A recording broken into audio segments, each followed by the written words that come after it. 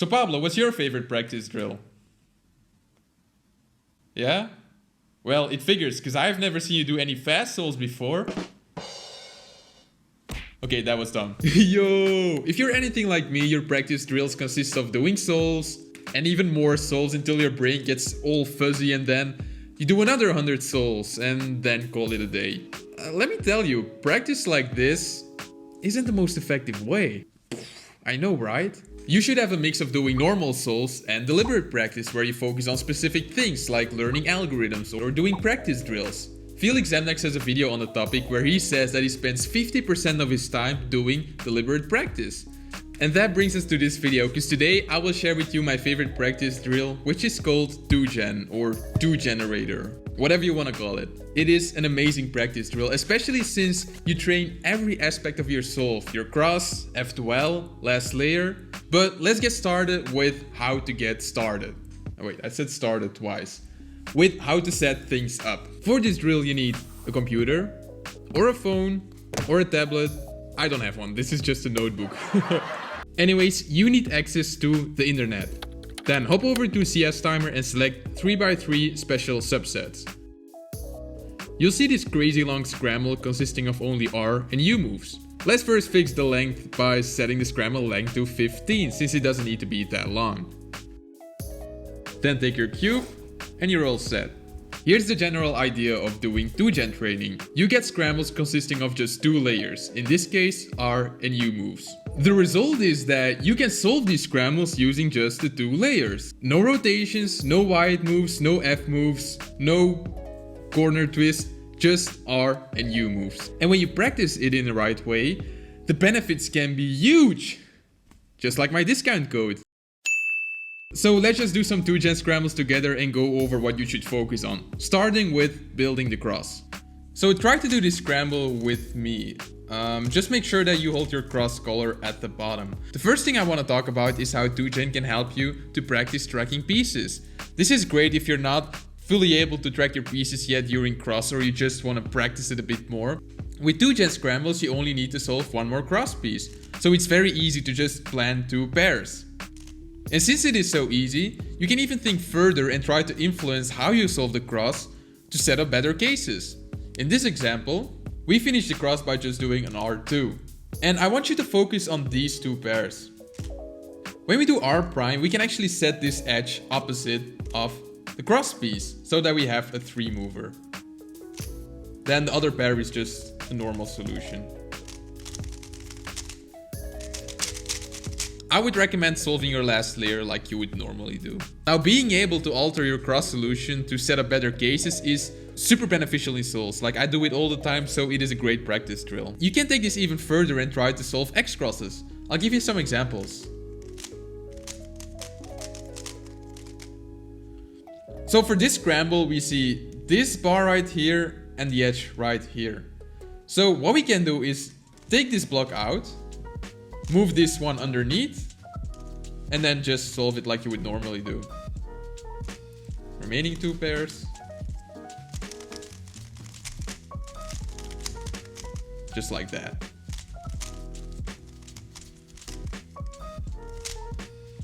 So this is another very basic example. So we have a pair right here, but the cross right here. So we can just take the pair out and just insert it right away. Now the last one.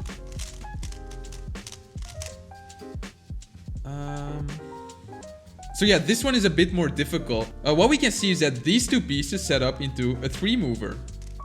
However, we still have this cross piece to be inserted. So what we can do is actually make the pair. Then whilst solving this cross piece, just inserting that pair. This is a bit more difficult, but as I mentioned before, it is just a great practice drill to actually try to think of solutions like this, which you can actually implement into your solves. And just finish it off.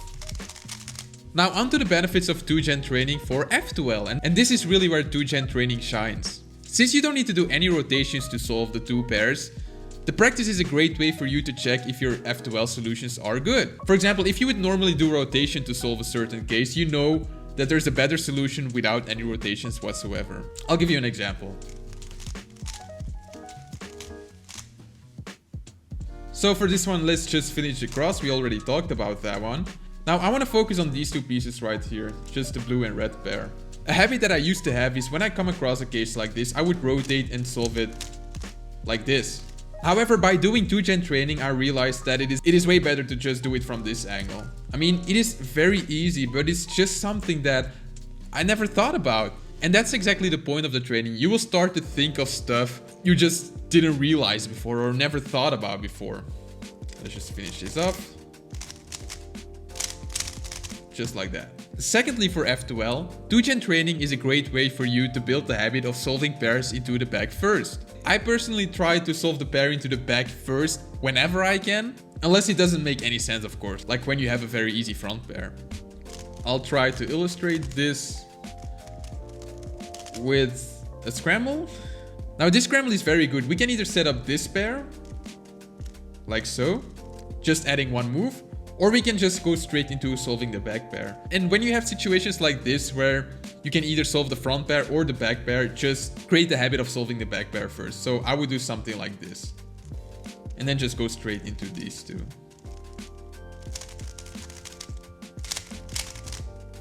I mean, this was a very easy example, but just make sure that when you're solving the pairs, try to solve the back pair first. Now the last benefit I could think of it as for F2L is something we all struggle with. Look ahead. When you're solving your first pair with 2-gen practice, there's always only one more pair left to be solved. This makes look ahead way easier since you know what pieces you need to track. So let's just do a random CS timer scramble for this one. So the cross is very easy for this one, it's just R. Ironic enough, I would actually solve the front pair in this case because this is not a great case. What I want to illustrate is that when we solve this pair, we just need to track these two pieces. You can already tell where they are, there won't be any other F2L pieces floating around, so just try to focus on these two pieces when I solve this case. I mean, you can see how easy it is. Just like, it gets so easy to track this pair. So that after you insert this, you can just go straight into the other pair. That's something I would suggest you to try, is to solve the two pairs as fluent as you can, and that way it is a very good look-ahead practice. And finally, for the last layer, you will come across a lot of last layer ALGS sets like Winter Variation, COLL, and all of your last layer algorithms will be 2GLL. So if you're practicing one of these ALGS sets, you should probably just train them with 2-gen, so you will catch two birds with one hand. Wait, that's not the expression, right? Wait, what's the real expression? Kill two birds with one stone? Ooh, that's dark. So anyways, I left my best advice for training 2-gen for last. So on CS timer, you can just press 2 generator right here, and it will give this drop down, and you can see LU, MU, and then 3 generator. I don't know if they're really good 3 generator, I've never tried them really. MU might be really useful for RU users, but LU, just press that one, set it at 15, because oh boy, you need to practice this. And the reason is we're so used at using our right hand that we kind of leave our left hand in the dark. But when you actually practice this, you will improve your left hand so much. Like initially when I started doing this, I think my times were about twice as those of my right hand. But after practicing it, it's getting closer and closer. It's not quite there, but it is getting better. And I've noticed this in my solves as well. My left hand is just getting so much better because I'm also getting used to solving pairs on the left side. So that's why it is really important to do the left side as well. Even if you don't want to do it, I know what you're thinking. Oh, my left moves are horrible. Everyone's left moves are horrible. So you need to practice them. The final tip I can give you is that you need to think while doing the practice. So when you realize you're not doing something I stated before in this video, you should take some time to think about why you did wrong and try to prevent making the same mistake later on. Only this way you will create good habits that will take your souls to the next level. And if you want to know more about creating good habits, check out this video of mine. Quickly before you go, I will do a Twitch live stream tomorrow at this time. I don't know when yet, but I will show it right here. And I will be doing 2-gen training, so you can see some example souls and just laugh at me doing a horrible job. Anyways, be there. I'll see you tomorrow. Ciao.